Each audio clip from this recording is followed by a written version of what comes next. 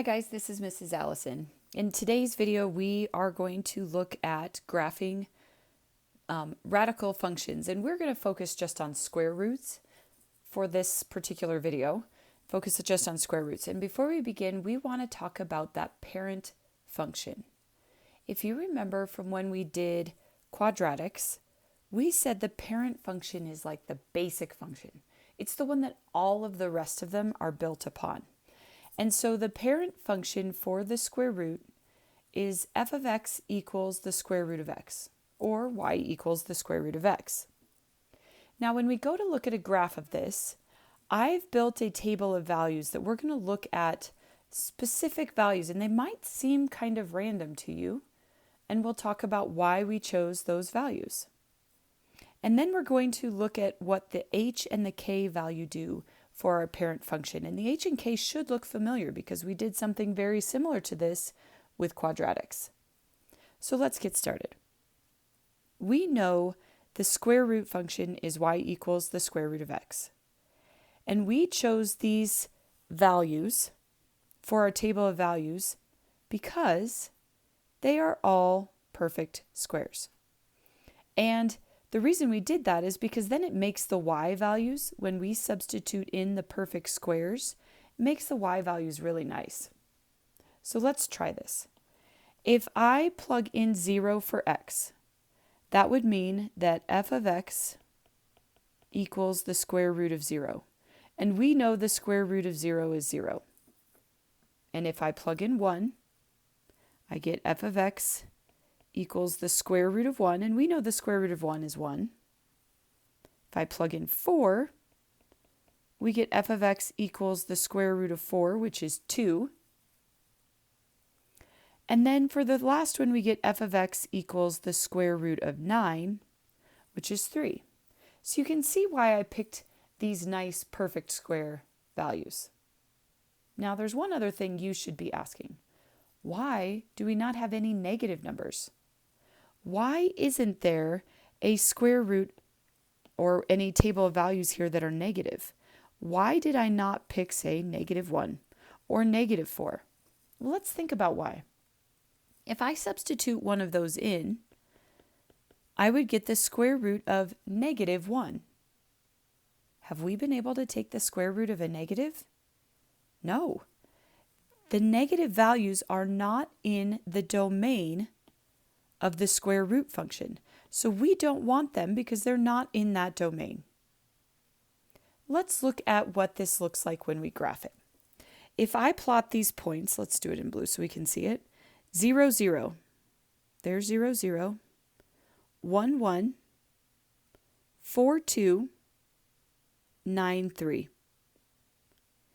And if you look at the shape of this graph, and I sketch this nice smooth curve, what does this kind of resemble? Well, it should resemble a squared function.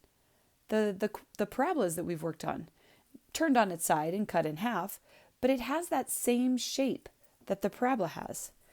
That's because square root and squared functions are inverse operations of one another. They're inverse functions when we restrict the domain.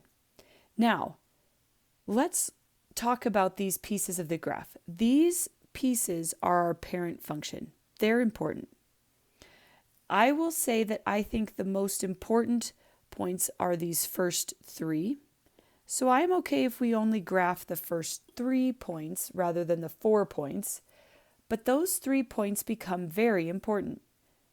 Okay, let's talk about why. I'm going to keep that parent function visible. Because the general form of a quadratic equation is y equals the square root of x minus h plus k. That should jog some memories of yours when we did quadratics and we had the equation y equals a times x minus h squared plus k. Do you remember what the h and the k did to our graph? Hopefully you remember that our h value affected our x values. In fact, h shows us that our graph shifts left or right. Now remember, it's a little bit weird.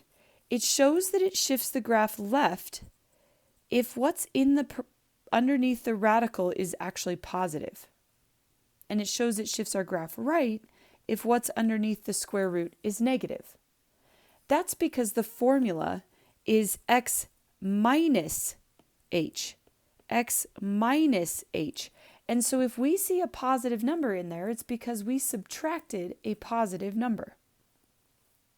Now, the k value, do you remember what the k did to our parabolas? Hopefully you remember this shifted our graph up or down. Now it shifts our graph up if k is positive and down if k is negative. That one fits what our brain thinks should happen with graphing. Okay, so what I would do to start each of these graphs is I'm going to just put my parent function 0, 0, 1, 1, 4, 2 on my graph. There's my parent function. Let me zoom in a little bit. And if I want to sketch the graph of y equals the square root of x minus 5. So what does this minus 5 happen to do? If you notice, this minus 5 is outside of the square root, much in the same way the k is outside of the square root. That's because this minus 5 is going to shift my graph down 5 units. So I will take the parent function and I will count down 5 units from each of my points that we graphed. Oops, count down 5, not 4. There's 5. And then I'm going to sketch a graph of this. A couple things you need to notice. 1, do you notice that this graph does not go backwards? Do you notice there's not an arrow going this direction? Why? There's not an arrow going this direction because I can't go backwards. If I went backwards, what would be under the square root would be negative, and I can't have a negative under the square root. So this graph doesn't go backwards. Do you notice it just goes in the one direction, and then at this point where 0, 0 was, it just stops? That's important. And then it is shifted down 5. Each of my points from my parent function, 0, 0, move down 5. 1, 1, move down 5. 4, 2, move down 5. And then sketch my graph. Okay, hit pause and see if you can graph this next one, the one that says y equals the square root of x plus 1. So hopefully when you look at this graph, we see this y equals the square root of x plus 1, that you notice that this plus 1 happens to be underneath the radical. So this plus 1 being underneath the radical is the same as the h value that was under our radical. Now you'll notice that ours says plus 1, not minus 1. And so if I rewrite this equation, I could rewrite this equation to say y equals the square root of x minus, and I'd be writing minus 1 because we know minus a negative 1 is a positive. So my k value in this, my h value in this case is negative 1, which means that this graph is going to shift left 1. We say left 1. Remember I said left is positive. So if we see a positive in here, we know it's going to be left 1. So I'm going to sketch my parent function graph first. 0, 0, 1, 1, 4, 2. This is my parent function. And then to sketch a graph that has moved left 1, I'm going to take each point and move them to the left 1 unit. You'll notice I am not going beyond that first point. I'm not graphing it down. I'm not putting an arrow. My graph has shifted to the left 1. All right, if you're feeling brave, try one that we combine both the left and right and up and down translations. All right, hopefully you had a chance to look at this. First thing I'm going to do is I'm going to identify my H value, my H value and my K value. And what I can see from this is, because it's positive underneath the square root, I'm actually going to go to the left 4 units. And then, based on my K value being negative, I'm going to go down 1 unit. So let's start by sketching a graph of my parent function. 0, 0, 1, 1, 4, 2. Here's my parent function. Now I'm going to take each of the points and I'm going to move, we'll just do this in blue even though those are both purple and blue.